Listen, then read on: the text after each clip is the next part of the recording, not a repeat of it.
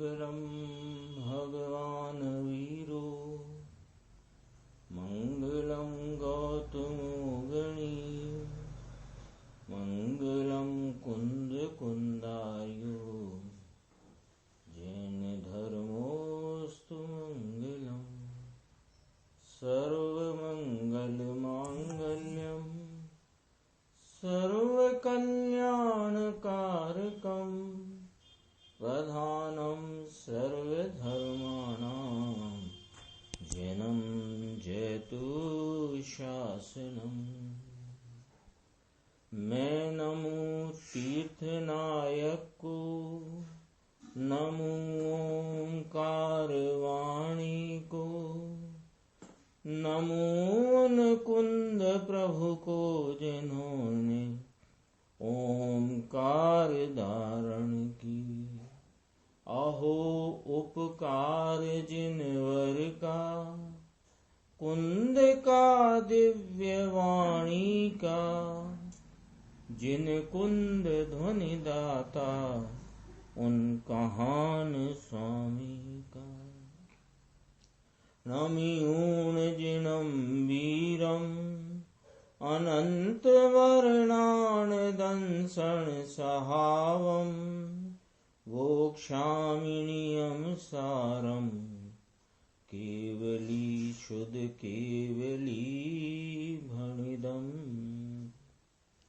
श्री नियम सार जी परमागम, जिसकी स्वाध्याय अपन ने कल 26 तारीख को प्रारंभ की थी, इसमें इसके प्रस्तावना रूप से जो विषय ग्रंथ के आरंभ में उपोद्घात के हेडिंग से आया है, उसको अपन ने कल उसके मुख्य अंश देखे थे।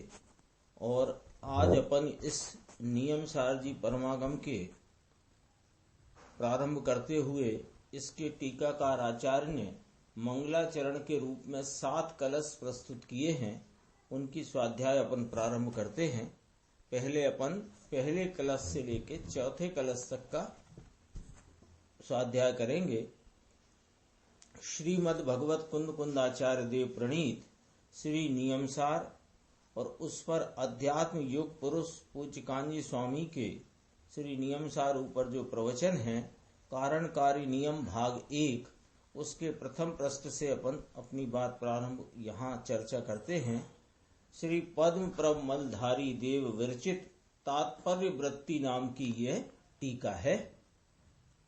पहला इसका श्लोक है, त्वे सति परमात्मनमादशान मोह मुग्धान कथमत अनुवस्तान बुद्ध केशान जेहम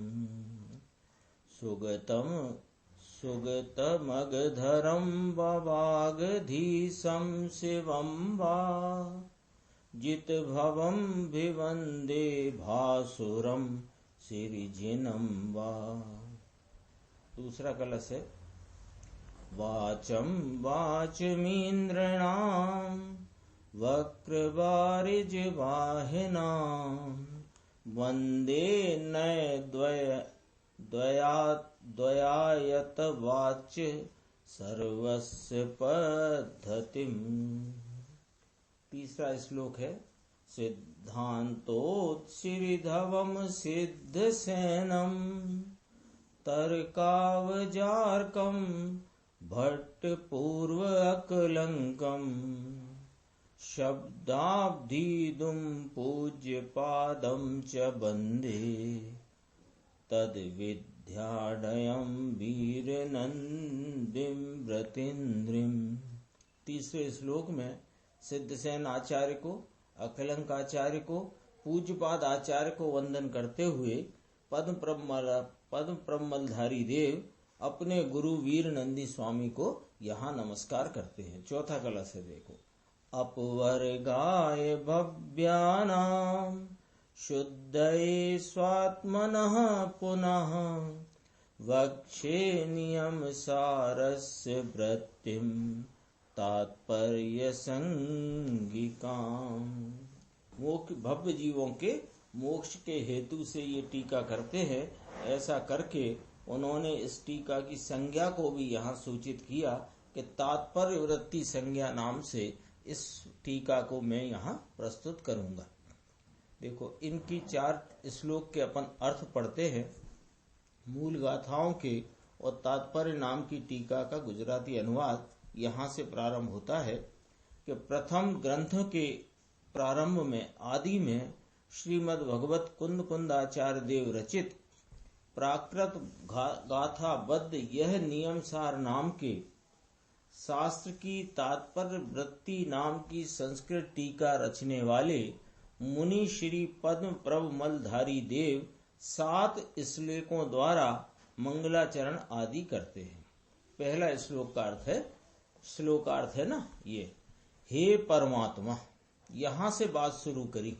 पद्म प्रभ मलधारी देव ने यहाँ से बात शुरू करी। देखो क्या बात करते हैं। हे परमात्मा, तुम्हारे होते हुए मैं मेरे जैसे संसारी जैसे मोह मुग्ध और काम वश बुद्ध को तथा ब्रह्मा विष्णु महेश को कैसे पूजूं कि ना ही पूजूं, जब आप परम वीतराग परम आनंद स्वरूप परमात्म भगवान मौजूद हैं। आपके होते हुए मैं हम जैसे संसारियों समान जो मोह मुग्ध हैं और काम वश हैं, ऐसे बुद्ध को ब्रह्मा विष्णु महेश को कैसे पूजूं, नहीं ही पूजता, नहीं ही पूजूं। जिन्होंने भव को जीता है उनको मैं वंदन करता हूं। जिन्होंने यह संसार 4 गति के भव रूप संसार को पार करके इन भवों को जीत लिया है, उनकी मैं वंदना करता हूं। उनको प्रकाशमान ऐसे श्री जिन कहो, ऐसे परमात्मा, ऐसे वीतरागी अरिहंत सिद्ध और केवली परमात्मा, उनको श्री जिन कहो, सुगत कहो, गिरधर कहो, गिरिधर कहो, बागीश्वर कहो अथवा के शिव कहो। इन सब के 4 शब्द जो आए हैं, सुगत, गिरधर, बागीश्वर और शिव, इनका यहाँ अपने नीचे फुटनोट है, देखते हैं। बुद्ध को सुगत कहने में आता है। सुगत यानी शोभनीकता को प्राप्त, यानी उनको बुद्ध कहो, सुगत कहो। ऊपर 3 शब्द आए थे। मोह मुग्ध बुद्ध को ब्रह्मा विष्णु महेश को कैसे पूजूं, तो कहते आप ही बुद्ध हैं। हे परमात्मा, आपने भवों को जीता है, मैं आपकी वंदना करता हूँ। आप ही बुद्ध हैं, आप ही ब्रह्मा विष्णु महेश कृष्ण आदि हैं, मैं आपकी पूजन करता हूँ, आपका मैं गुणानुवाद करता हूँ, आपका मैं वंदन करता हूँ। देखो, तो बुद्ध शब्द से क्या लेना कि शोभनीकता को प्राप्त अथवा संपूर्णता को प्राप्त श्री जिनेन्द्र परमात्मा, श्री जिन भगवान। कहते हैं मोह राग द्वेष के अभाव के कारण जो शोभनीकता को प्राप्त हैं, जो जगत में शोभायमान है और केवल ज्ञान आदि को प्राप्त किया होने के कारण आप प्रभु संपूर्णता को प्राप्त हैं, इसलिए उनको यहाँ सुगत कहा अथवा बुद्ध कहा है। दूसरा गिरधर शब्द आया। गिरधर शब्द आया तो उसमें कहते हैं कि कृष्ण को गिरधर कहा। ऐसी एक किंवदंती कहिए या कि ऐसा एक कथा का भाग आता है कि कृष्ण ने गोवर्धन पर्वत को उंगली पे उठा लिया था, सो वे गिरधर कहलाए। पर यहाँ गिरधर का क्या अर्थ है? गिरधर अर्थात पर्वत को धर लेने वाले। तो श्री जिन भगवान अनंत वीर्यवान होने से, अनंत वीर्य जिनके प्रकट हुआ है, अनंत बल जिनको प्रकट हुआ है, उनके अनंत बल को गिरधर की उपमा दे करके यहाँ कहते हैं कि यहाँ उनको गिरधर कहा है। तीसरा है ब्रह्मा को अथवा बृहस्पति को बागीश्वर, बागीश्वर यानी वाणी का अधिपति, वाणी का राजा श्री जिन भगवान दिव्य वाणी दिव्य ध्वनि के प्रकाशक होने से वह श्री जिनेन्द्र परमात्मा बागेश्वर कहने में आते हैं। अथवा कि उनको शिव कहो, शिव का भी यहाँ फुटनोट नीचे है, अगले पेज के नीचे देखना। महेश को या कि शंकर को शिव कहने में आता है। तो श्री जिन भगवान श्री जिनेन्द्र परमात्मा कल्याण स्वरूप होने से, शिव शिव जो शब्द है ना, शिव शब्द का अर्थ होता है कल्याण। तो हे जिनेन्द्र परमात्मा आप कल्याण स्वरूप होने से उनको यहाँ शिव कहने में आया है। ये चार शब्द पहले कलश में आचार्य मुनिराज, टीकाकार मुनिराज ने लिखे, देखो, सुगतम गिरधरम बागदीशम शिवम्बा। तो उनके चार के अर्थ क्या, वो चार शब्दों का जिनेन्द्र परमात्मा के लिए किस प्रकार प्रयोग किया गया है, उसका क्या अर्थ है, वो अपन ने यहाँ देखा। अब दूसरे कलश का अर्थ है, देखो, वाचम यमिंद्रोनु, ये श्लोकार्थ है। वाचयम मीन्द्रोनु, जिन देवों का मुख कमल जिसका वाहन है और दो नयों के आश्रय से सर्वस्व कहने की जिनकी पद्धति है, उस वाणी को यानी जिन भगवंतों की स्यादवाद मुद्रित वाणी को मैं वंदन करता हूँ। पहले देव को वंदन किया, फिर शास्त्र को वंदन करते हैं।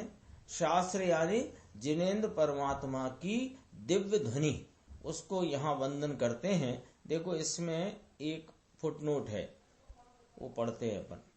वाचमिंद्रो, मुनियों में प्रधान, अर्थात जिनदेव।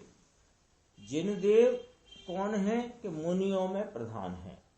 मुनि माने क्या, मुनि का अर्थ देखो यहाँ कि मौन का सेवन करने वालों में श्रेष्ठ, अर्थात जिनदेव शब्द है ना, मुनि, मुनियों में प्रधान। मुनि यानी मौन सेवन करने वाले, जो मौन का सेवन करते हैं। यहाँ देखो थोड़ा एक विरोधाभास अलंकार यहाँ प्रस्तुत किया गया है। एक तरफ कहना कि मौन धारण करने में, मौन का सेवन करने में जो श्रेष्ठ हैं, और वे वाणी उनकी दो नयों के द्वारा हमें यहाँ प्राप्त हुई है। यानी एक तरफ कहना कि मौन धरने में श्रेष्ठ, और एक तरफ कहना कि जिनकी वाणी दो नयों के द्वारा प्राप्त है। वो चर्चा अपन अभी देखेंगे। देखो पहले इसका फुटनोट है, मुनियों में प्रधान अर्थात कि जिनदेव, मौन सेवन करने वालों में श्रेष्ठ अर्थात कि जिनदेव, वाक संयमों में इंद्र समान। इंद्र माने सर्वश्रेष्ठ।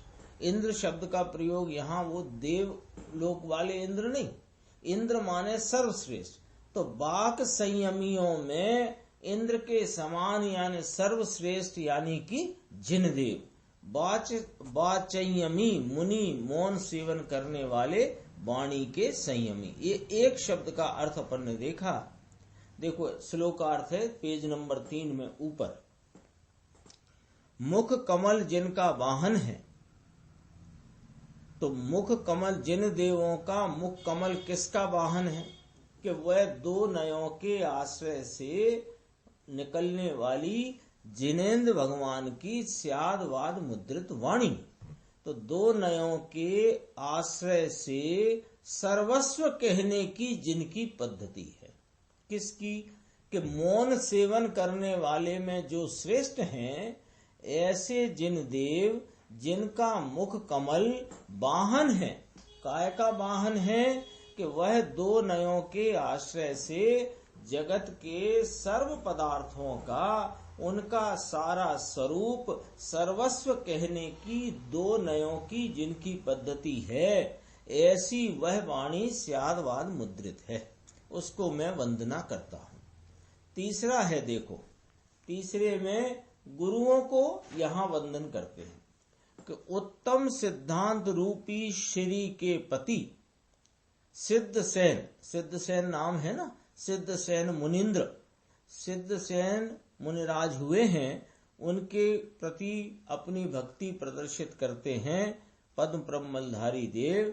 तो उनके सिद्धसेन के नाम जो संज्ञा उनकी है, उसका अर्थ कहते हैं उत्तम सिद्धांत रूपी श्री, श्री नाम लक्ष्मी, उत्तम सिद्धांत रूपी लक्ष्मी के पति स्वामी नाथ सिद्धसेन मुनीन्द्र को एक।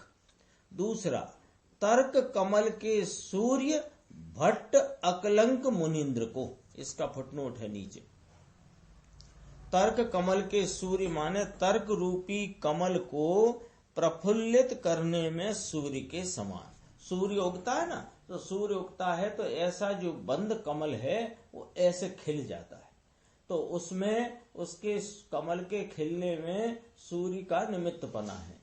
ऐसे वह सूर्य का उपमा देकर के तर्क रूपी कमल को उल्लसित करने में जो सूर्य के समान है, ऐसे अकलंक भट्ट मुनिराज को भी नमस्कार करते हैं। अकलंक भट्ट से अपना सबका परिचय है ना। अकलंक भट्ट माने जो तत्वार्थ सूत्र है ना अपने आचार्य उमा स्वामी का, उसकी टीका करने वाले, फिर उसी की सर्वार्थ सिद्धि नाम की टीका करने वाले पूज्यपाद मुनिराज, तीसरे क्रमांक पर उनको लिया। देखो, शब्द सिंधु के चंद्र पूज्यपाद मुनीन्द्र को, शब्द सिंधु के चंद्र, ये क्या कहा? अभी कहा था तर्क कमल के सूर्य।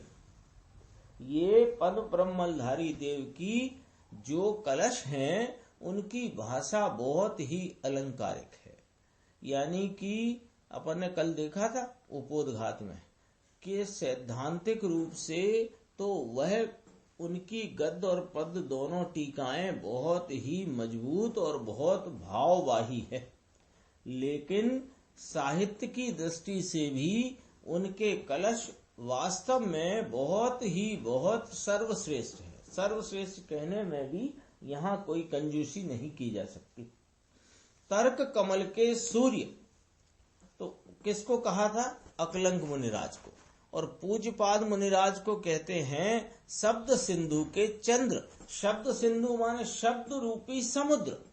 वो जैसे समुद्र में चंद्रमा के निमित्त से लहरें उठती हैं, समुद्र होता है ना समुद्र, तो समुद्र में क्या होता है कि चंद्रमा पूर्णमासी हो तो एकदम उसमें लहरें उठती हैं, ज्वार आता है। ऐसे यह शब्द सिंधु माने यह जो निरूपण की जो व्यवस्था है, उसमें शब्दों का जो समुद्र है उसको खिला देते हैं। कौन? कि पूज्यपाद स्वामी। तो उनको कहा शब्द सिंधु के चंद्र पूज्यपाद मुनीन्द्र को। और तद विद्या माने तत्व ज्ञान, तत्व ज्ञान से समृद्ध, अब लिया तत्व ज्ञान से समृद्ध वीर नंदी मुनीन्द्र को मैं वंदना करता हूँ। ये तीसरा कलश हुआ। और चौथा कलश में वे प्रतिज्ञा रूप यहाँ कहते हैं कि भव्यों के मोक्ष के लिए ऐसे ही निज आत्मा की शुद्धि के प्रयोजन से नियम सार की तात्पर्य वृत्ति नाम की टीका मैं कहूंगा। चौथे कलश में कहते हैं कौन? टीकाकार आचार्य मुनिराज के भव्यों के मोक्ष के लिए। यह सारी चर्चा किसके लिए है? भव्यों के लिए। क्यों है? मोक्ष के लिए। हम सब कौन हैं कि हम भव्य हैं? हमारा प्रयोजन क्या है? कि मोक्ष की प्राप्ति। तो भव्यों के लिए, मोक्ष के लिए, यानी हमारे लिए, ऐसे ही अपने लिए उन्होंने स्वयं लिखा निज आत्मा की शुद्धि के प्रयोजन से, यानी भव्य जीवों की मुक्ति के प्रयोजन से और अपने निज आत्मा की शुद्धि के प्रयोजन से मैं इस नियमसार नामक परमागम ग्रंथ की टीका कहूंगा, जिसका नाम, जिसकी संज्ञा तात्पर्य वृत्ति है। इस प्रकार 4 श्लोकों में अभी चर्चा आई है। इसके बाद 3 श्लोक और हैं। इस प्रकार 7 श्लोकों से पद्म प्रमलधारी देव इस ग्रंथ का मंगलाचरण करते हैं, ग्रंथ की टीका का। गुरुदेव का प्रवचन है। अपन यहाँ मैं बताता हूँ आपको, पेज नंबर वहां से शुरू करेंगे। 5 नंबर पेज है, कारण कार्य नियम भाग 1 का। यहां से अपन अपनी बात शुरू करेंगे। अब आज नियम सार शुरू करना है ना। सेठी नियम सार नहीं लेके आए। सेठी को नियम सार दो। नियम सार आंख से दिखता है ना भैया, कि तकलीफ है आंख में, ऐसा पूछते हैं। अब यह नियम सार शास्त्र आज शुरू होता है। मांगलिक तरीके आज इसका मंगलाचरण है। ओम परमात्मने नमः। श्रीमद् भगवत कुंद कुंद आचार्य देव प्रणीत कुंद कुंद आचार्य परमात्मा, यह शुरू करते हैं नियम सार का जीव अधिकार। नियम सार यानी, अब ये नियम सार है ना, ये ग्रंथ का नाम, ग्रंथ की संज्ञा क्या है? नियम सार। उसकी चर्चा यहाँ गुरुदेव श्री करते हैं। नियम यानी नियम से करने योग्य कार्य, यानी शुद्ध रत्नत्रय, और सार यानी व्यवहार के परिहार रूप, विपरीत का परिहार। यानी इसका सार का, सार शब्द का शब्दार्थ क्या निकला? विपरीत का परिहार। विपरीत कौन है? शुद्ध रत्नत्रय नियम रूप है, उसके विपरीत कौन है? कि व्यवहार रत्नत्रय उसके विपरीत है। तो उस व्यवहार रत्नत्रय, व्यवहार विकल्पों का परिहार, यह सार शब्द का अर्थ है। देखो इसी में से देखते हैं। नियम सार अर्थात आत्मा शुद्ध चैतन्यमय का सम्यक दर्शन ज्ञान चारित्र, इसको नियम कहते हैं। आत्मा शुद्ध अखंड आनंदमय है, इसका आश्रय लेकर के सम्यक दर्शन होता है, इसका आश्रय लेकर सम्यक ज्ञान होता है, इसका आश्रय लेकर स्थिरता होती है। इसका नाम नियम। नियम माने शुद्ध रत्नत्रय। शुद्ध रत्नत्रय माने अपने निज शुद्धात्मा की प्रतीति, निज शुद्धात्मा का संचेतन और निज शुद्धात्मा की लीलता। ये किसके आश्रय से है? कि यह निज शुद्धात्मा के आश्रय से ही प्रतीति, संचेतन और स्थिरता होती है। इसको नियम, नियम यानी मोक्ष का मार्ग कहते हैं। समझ में आया? और दूसरा शब्द क्या है ग्रंथ में? सार। तो सार यानी विकार के, व्यवहार के विकल्प रहित ऐसा आत्मा अखंड आनंद स्वरूप है। आत्मा स्वभाव से ही कैसा है? कि नियम सार स्वरूप है। नियम सार स्वरूप माने जिसके आश्रय से नियम की प्राप्ति हो, और जो स्वयं त्रिकाल स्वभाव से विकार, व्यवहार विकल्पों से रहित है। तो आत्मा ही नियम सार है। सार यानी कहा ना, विकार के, व्यवहार के विकल्प रहित। कौन? कि ऐसा आत्मा अखंड आनंद स्वरूप है। इसकी सन्मुखता का दर्शन, ज्ञान और चारित्र, वह विकार बिना का, इसको नियमसार कहने में आता है। शुरुआत होती है, देखो 5-6 बरस पहले बांचा था, लेकिन अब ये पुनः शुरुआत होती है। ये जो प्रवचन है जिनका अपन यहाँ पर स्वाध्याय कर रहे हैं,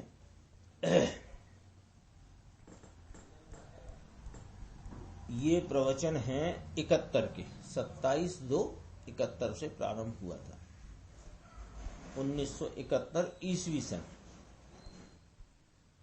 अभी देखो ये कलश पड़ा है, गुरुदेव नीचे है, देखो जीव अधिकार श्री पद्म प्रमलधारी देव विरचित तात्पर्य वृत्ति टीका।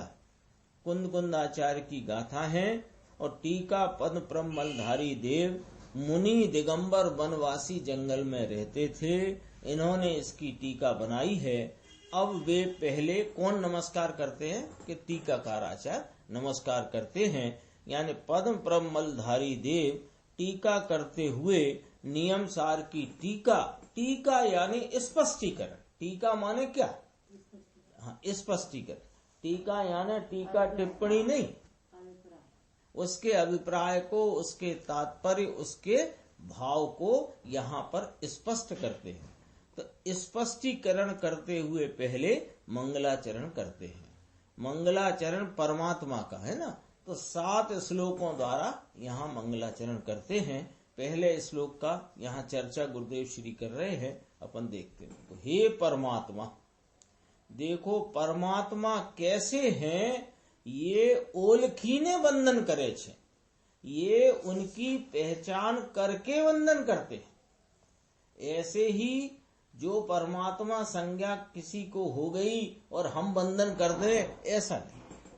परमात्मा माने जो परमात्म स्वरूप भाव को प्राप्त हुए हैं, वे परमात्मा हैं, उनको पहचान करके वंदन करते हैं। अरिहंत देव, सर्वज्ञ देव, जिनको अनंत ज्ञान दर्शन आनंद प्रकट हुआ है, इनको कहते हैं, इनका वंदन करते हैं कि हे नाथ, हे परमात्मा, तुम्हारे होते हुए, यानी इस जगत में तुम्हारी हयाती मौजूदगी, ये परमात्मा तुम्हारी मौजूदगी होने से मैं मेरे जैसे यानी संसारियों जैसे, मेरे जैसे यानी संसारी जैसे, ऐसा लिया। मोह मुग्ध, मोह नाम मिथ्यात, मुग्ध माने उसमें लीन, मोह मुग्ध माने मिथ्यात्व में मोह मुग्ध, ऐसे ईश्वर नाम धराने वाले को मैं कैसे पूजूं। जब प्रभु आप परमात्म भाव से प्रकट भाव, अनंत ज्ञान दर्शन सुख चारित्र विधि को प्राप्त हो, आपकी मौजूदगी इस जगत में है, जब आप मौजूद हो तो मैं किसी को भी ईश्वर नाम जिसने धर लिया है या जिन्होंने किन्हीं ने जिनका नाम ईश्वर रख दिया है, मैं कैसे पूजूं, जो कि मेरे संसारी जैसे मोह मुक्त है और काम वश है। आगे लिया, ऐसे लोगों को मैं कैसे पूजूं, ऐसा इस ऊपर कहा ना कि ओलखीने वंदन करे, पहचान करके वंदन करते हैं। काम वश बुद्ध को शब्द है ना, शरीर बिना का काम, यहाँ काम, काम का अर्थ लेना जो विषय में बस हो गया है, विषय के वश है, स्त्री के वश है और जगत के कर्ता तरीके, जगत का कर्ता तरीके मानकर राग के वश तावे हो गया है, ऐसे को मैं कैसे पूजूं। काम वश का अर्थ देखना, काम वश का अर्थ में 3 प्रकार से समझना। काम वश, काम वश में पहले लिया विषयों में वश हो जाना, विषयों के, तो एक स्पर्शन इंद्रिय का विषय नहीं, सभी इंद्रियों के विषय, वो सब काम में गए। वो काम के वश माने सभी इंद्रियों, स्पर्शन रसना घ्राण आदि सब इंद्रियों के वश हुए। उसको प्रमुखता से कहा स्त्री के वश हुए, स्पर्श की मुख्यता से। और फिर दूसरी जो मुख्य बात है कि ये जगत के कर्ता होकर के राग के ताबे हुआ, ये काम बस। बाहर से तो कहा 5 इंद्रियों के विषयों के बस है, तो 5 इंद्रियों के बस, 5 इंद्रिय के विषयों के बस क्यों है? क्योंकि यह उनमें से उनका मैं कर सकता हूँ, वे मेरा कर सकते हैं, ऐसा जगत का कर्तापना इसने स्वीकार किया है। और जगत का कर्तापना स्वीकार करने से किसी में अनुकूलता, किसी में प्रतिकूलता, ऐसे इष्टता अनिष्टता देखने की बुद्धि बढ़ती है। तो वास्तव में ये किसके ताबे हुआ? राग के ताबे। राग के ताबे का अर्थ है कामवश, ये लिया है। ऐसे को मैं कैसे पूजूं? समझ में आया? हे परमात्मा, तुम तो मोह रहित हो, तुमने काम को वश किया है, काम के वश तुम नहीं हुए हो। ऐसे परमात्मा सर्वज्ञ देव पूर्ण आनंद को प्राप्त अरिहंत पद में हो तो शरीर आदि होता है, लेकिन शरीर इनका परम औदार्य और रोग क्षुधा तृषा बिना का होता है। बात नोट करने जैसी है, नोट करने में ख्याल में लेना पक्के में, कि अरिहंत पद में जिनके अनंत चतुष्टय प्रकट हुआ है, परिणति में पूर्णता प्रकट हुई है, ऐसे सर्वज्ञ देव, ऐसे अरिहंत परमात्मा को संयोग में अभी शरीर है और शरीर परम औदारिक है और उनको क्षुधा तृषा रोग आदि नहीं होते हैं। जो लोग ऐसी कल्पना करते हैं वे वास्तव में अरिहंत का स्वरूप जानते नहीं हैं।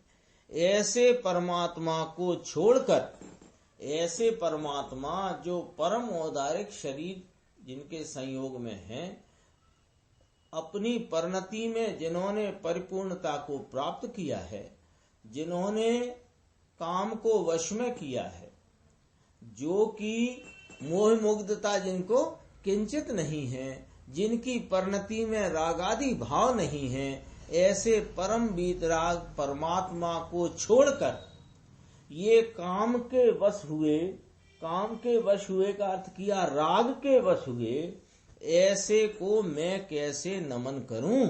ये क्या चर्चा है? गुरुदेव कहते आतरो पाड़े छे।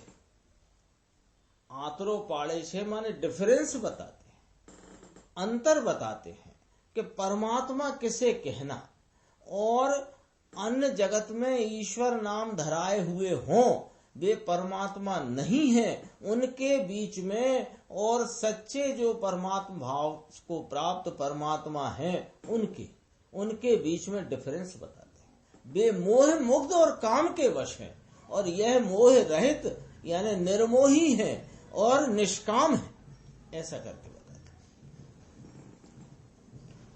हैं। यहाँ संज्ञा दी ऐसे बुद्ध को लो, ये जो बौद्ध कहते हैं ना, बुद्ध भगवान, यह सब मोह मुग्ध थे।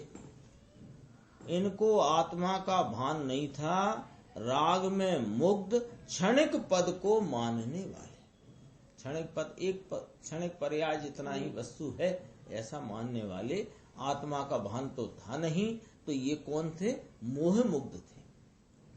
अब लिया ब्रह्मा विष्णु महेश, ये सब अज्ञान पने मानने वाले वस्तु के स्वरूप को, ऐसे जीवों को हे परमात्मा, मैंने आपकी वीतरागता और निर्दोषता इसको मैंने जब जान लिया तो इनके सिवाय दूसरे को अब मैं कैसे नमन कर सकता? कहते हैं ना जैसे कि कुदेव कुगुरु और कुशास्त्र का सेवन नहीं करना।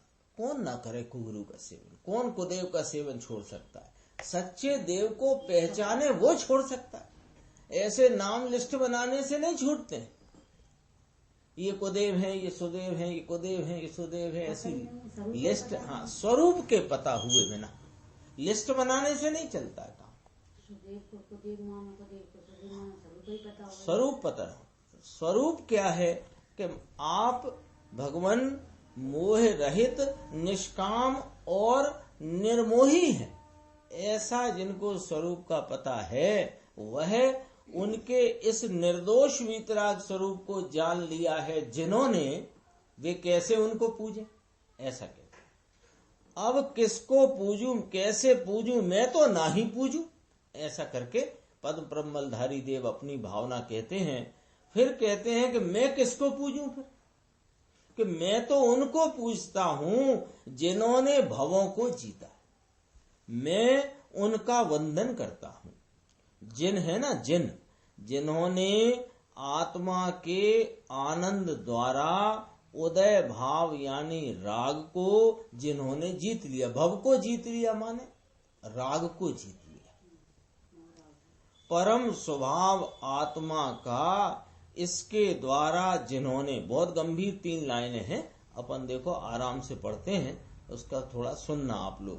परम स्वभाव आत्मा का इसके द्वारा जिसने पहले मिथ्यात्व जीता, उसका नाश किया। किसका? मिथ्यात्व का। फिर अस्थिरता का नाश किया और फिर पूर्ण जिनको आनंद और स्थिरता रूपी परमात्म दशा प्रकट हुई है, जिन्होंने भव जीते हैं, यानी भव नहीं है अब, ऐसे जिनेंद्र परमात्मा को मैं वंदन करता हूँ, ऐसे परमात्मा को वंदन करता हूँ। पहले देव को वंदन किया है ना, 4 श्लोक अपन ने देखे। 4 श्लोक में पहले देव को किया, फिर वाणी को किया, फिर गुरु को किया, फिर एक तात्पर्य वृत्ति नाम की टीका लिखने का घोषणा करते हुए, क्यों लिखते हो कि भव्यों के मोक्ष के लिए और अपनी आत्मा की शुद्धि के लिए, ऐसा करके निज भावना से। देखो देव ऐसे होते हैं, इसकी यहाँ पहचान कराई है। बहुत साफ साफ बात यहाँ कहते हैं कि जिनको स्त्री होए, हाथ में हथियार होए, राग के ताबे हो गया होए, ये सब परमात्मा नहीं, ईश्वर आदि नाम धराए हों। लेकिन ईश्वर तो ऐसा होता है, कैसा कि जिसने भव को जीता है, अर्थात कि जो अभव स्वरूप आत्मा का इसने प्रकट किया, और उदय भाव जो भव का कारण इसका स्वयं नाश किया, है ना। कहते हैं जिनके 4 घातिया कर्मों का नाश किया है, ऐसे कहते हैं ना अरहंत भगवान की व्याख्या में। उसमें मूल क्या समझना, हमेशा कर्म से कर्म नहीं समझा जाता, कर्म शब्द से उसके निमित्त से होने वाली मलिनता का भाव पकड़ना, क्योंकि बात तो आत्मा की चलती है। मोक्ष पुद्गल कर्मों का तो होता नहीं, मोक्ष तो आत्मा का होता है। तो आत्मा का होता है तो आत्मा की परिणति में होगा ना, तो परिणति में किसका कौन सा भाव प्राप्त हुआ और परिणति में कौन सा भाव नष्ट हुआ, यह हम अपन विचार करेंगे ना। इसलिए कहते हैं कि उदय भाव माने राग आदि भाव कौन है, कि भव का कारण, और अपना स्वरूप कौन है, अभव स्वरूप, भव रहित स्वरूप। तो ऐसे भव रहित स्वरूप की प्राप्ति और भव के कारण रूप राग आदि का नाश, इसका नाम परमात्मा है। उदय क्या और स्वभाव क्या, ये पता होना चाहिए ना। अभी तक अपनी अनादि से भूल क्या चली आई है, उदय भाव को आत्मा माना है। जो कुछ भी रागादि भाव पराश्रय में जो रागादि उत्पन्न होते हैं, कषाय की मंदता के, तीव्रता के, उसमें ही यह मैं हूं, ऐसा माना है। तो ऐसा माना है, तो जब कंकड़ को गेहूं माना है, तो तू गेहूं को भी नहीं जानता और कंकड़ को भी नहीं जानता। कंकड़ को गेहूं मानते हो, आता है ना गेहूं में साथ में। अब जिसने कंकड़ गेहूं माना है, तो क्या वह कंकड़ जानता है, क्या वो गेहूं जानता है? कुछ नहीं जानता। न वह उदय भाव जानता है, न स्वभाव जानता है। जो स्वभाव जाने वो उदय भाव को भी उदय भाव जान लेगा और स्वभाव को स्वभाव जान लेगा। कहते हैं आगे, सम्यक दर्शन होते ही पहले तो क्या होता है, यानी मोक्ष मार्ग के उद्घाटन रूप जो सम्यक दर्शन की परिणति है, उसमें क्या होता है कि चैतन्य स्वभाव आनंद है, ये उदय मेरा नहीं, ऐसा इसने सम्यक दर्शन में जीत लिया। हाँ, धर्म की पहली दशा होते भव और भव का कारण मेरे में नहीं। पूछते हैं गुरुदेव समझाए छे काई। सम्यक दर्शन होने के उपरांत जरा रागादि रहा है, यह भी स्वरूप की स्थिरता द्वारा जिसने राग का व्यय यानी कि नाश किया है, जिसको भव नहीं है, जिसने सिद्ध पद परमात्म पद जिनको प्राप्त हुआ है, इनको मैं नमस्कार करता हूँ। और सुनो, इसके सिवाय मैं किसी को नमस्कार करता नहीं। ये अस्ति नास्ति है कि एक परमात्म स्वरूप जगत में अस्ति होने पर मैं क्यों ऐसे किसी को भी नमस्कार करूं। ऐसा यहाँ पर अंतर दिखा करके यहाँ जो सच्चे परमात्म दशा को प्राप्त हैं उनको ही मैं नमस्कार करता हूँ, उनके सिवाय किसी को मैं नमस्कार करता नहीं। आगे का देखो, चौथे पद की बात यहाँ लेते हैं गुरुदेव। उनको प्रकाशमान, वे कैसे हैं? प्रकाशमान है। कैसे प्रकाशमान? झलझला रही है लाइट, यो नहीं। प्रकाशमान यानी जिनके ज्ञान की स्वयं पर प्रकाशकता की सामर्थ्य का परिपूर्ण विकास हो गया है, ऐसे प्रकाशमान। ऐसे श्री जिन, जिन कहो प्रकाशमान, ऐसा लिया ना भासुरम। भासुरम शब्द है संस्कृत का, भासुरम चौथे पद में है। भासुरम माने ऐसे सर्वज्ञ परमेश्वर जिनकी ज्ञान की दशा में 3 काल 3 लोक जानने में आते हैं, ऐसे केवल ज्ञानी परमात्मा प्रकाशमान जगत में भासुरम, भासुरम माने प्रकाशमान हुए हैं। ऐसे श्री जिन, ऐसे परमात्मा जिन भगवान, इनको अब यहाँ 4 संज्ञा कहते हैं, सुगत, गिरधर, बागीश्वर और शिव। देखो, सुगत कहो, इनको बुद्ध कहो, ऐसा कहते हैं। ये बुद्ध हो गए, ये नहीं। जो यह पहचान करके बंधन करते हैं, ऐसे के ऐसे ओगे ओगे बंदे और पूजे, यह कोई सच्ची वस्तु नहीं है। हमारे भगवान के तो आंखें होती नहीं, हमारे भगवान के तो वस्त्र होते नहीं, हमारे भगवान तो ऐसे होते हैं, ऐसी पहचान नहीं। ये ओगे ओगे है, ये स्वरूप समझे। ऐसी पहचान में धोखा ही धोखा है। कोई कहे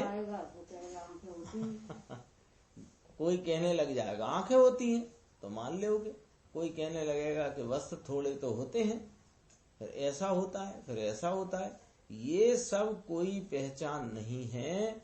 यह तो हम लोग जो प्रतिमा वंदन करते हैं, यानी स्थापना निक्षेप से भगवान की जो स्थापना है, वो स्थापना की पहचान है, भगवान की नहीं। यद्यपि वैसी ही है, लेकिन हमें वो नहीं पहचानना है। वो पहचान तो स्थूल बात है, उससे परमात्म तत्व की पहचान नहीं होती है। परमात्म तत्व को पहचान करके वंदन करे, ओगे ओगे, ओगे ओगे ना ऊपरा ऊपरी नहीं। अरे ओगे ओगे बंदे और पूजे, यह कोई सच्ची वस्तु नहीं है। यह तो अज्ञान में मर के 4 गति में जाने वाला है। अब देखो लिया, इसको सुगत कहो, इसको गिरधर कहो, इसको वागीश्वर कहो, अथवा कि इसको शिव कहो। किसको? अरिहंत परमात्मा को। लेकिन ऐसी दशा प्राप्त होए, कैसी दशा? निष्काम निर्मोह दशा, परिपूर्ण दशा जिनको प्राप्त होए, उनको ये बोल लागू पड़ते हैं। कौन से? सुगत, गिरधर, बागीश्वर और शिव। दूसरे को बोल लागू नहीं पड़ते। फुटनोट में से गुरुदेव पढ़ते हैं, देखो, बुद्ध को सुगत कहने में आता है। बुद्ध है ना सुगत, सुगत यानी शोभनीकता को प्राप्त। वास्तव में तो आत्मा की जो आनंद आदि दशा है वो शोभनीक है, इसको प्राप्त हुए हैं, उनको सुगत कहने में आता है। यह सुगत तो जिनेश्वर देव हैं।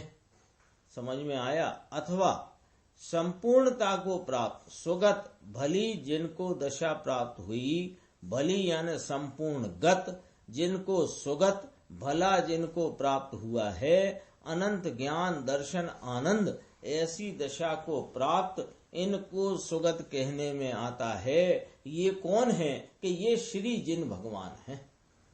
यह जिन भगवान सुगत हैं, बाकी कोई सुगत है नहीं। ये नामों का यहाँ प्रयोग क्यों किया पद्म प्रमलधारी देव ने?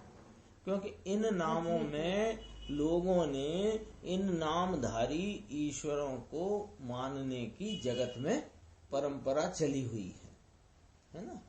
सुगत की ब्रह्मा, विष्णु, महेश, शिव, बागीश्वर, गिरधर, तो वो सबका यहाँ निषेध करके उन नामों से जिनेंद्र भगवान का स्वरूप बताया, सुगत से बताया।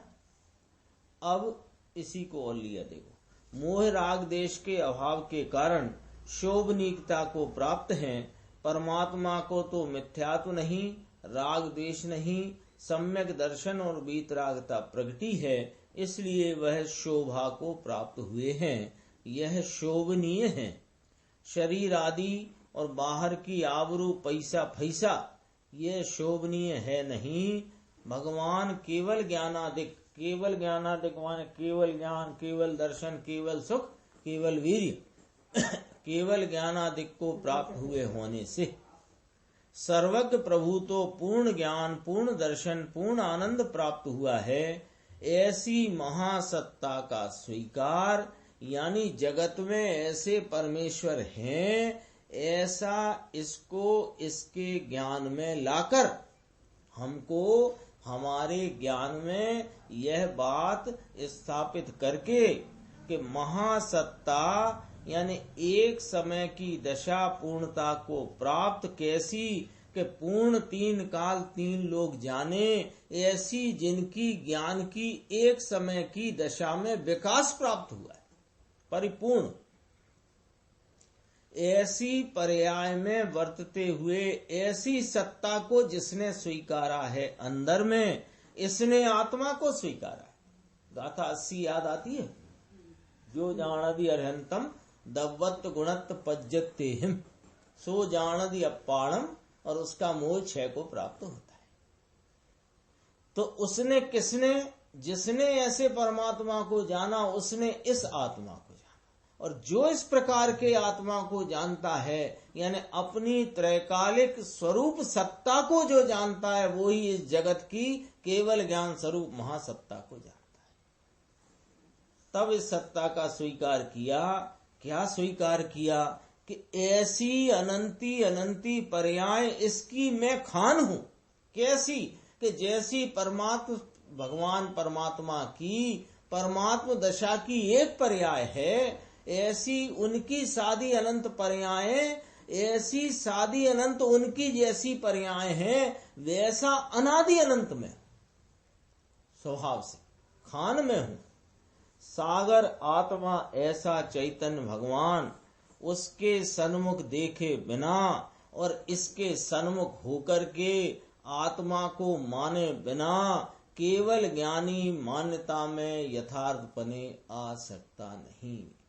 कोई कहे हम सर्वज्ञ के भक्त हैं, तो भक्त तो वह होते हैं जो गुरु को अथवा अपने भगवान को पहचाने। और भगवान को कौन पहचानेगा कि जो इस आत्मा को यथार्थ तरीके जानता है, वही केवल ज्ञानी मान, उसकी केवल ज्ञानी मान्यता में यथार्थपने आएगा। यहाँ सुगत कहा है, जिन देव को सुगत कहने में आता है, शोभनीक वह पूर्णता को प्राप्त, तो पूर्ण क्या कहलाए।